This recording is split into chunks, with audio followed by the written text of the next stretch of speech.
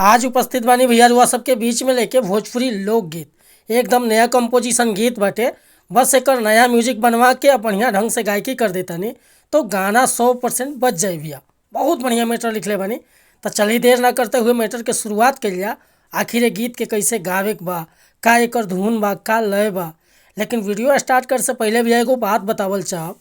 रउआ अगर नया सिंगर बानी आ सिंगिंग में इंटरेस्ट बा, अच्छा मैटर के तलाश में भटकतानी, सही ढंग के गीत नहीं खे मिलत, बढ़िया तुकबंदी नहीं खे मिलत, या मन पसंद के मैटर नहीं खे मिलत, तो भैया अगर हमारा चैनल पर आ गई बानी तो चैनल के सब्सक्राइब कर ली, बेल आइकन प्रेस कर ली, ताकि हर रोज रुआ के नया नया मैटर सुने के, देखे के और गावे के मिलत रही भैया।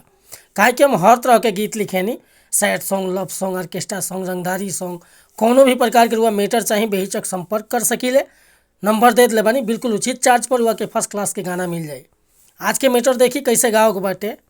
एगो औरतिया अपना पति से परेशान बिया, नया नोहर बेकत बिया, लेकिन ओकर पति कहीं एने ओने मुँह मार फिरता।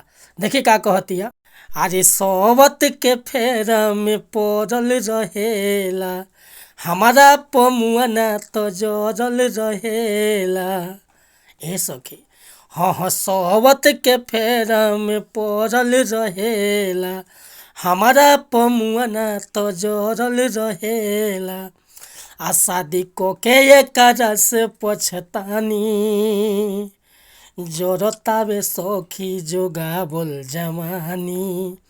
एहो जरतावे सखी जोगावल जवानी।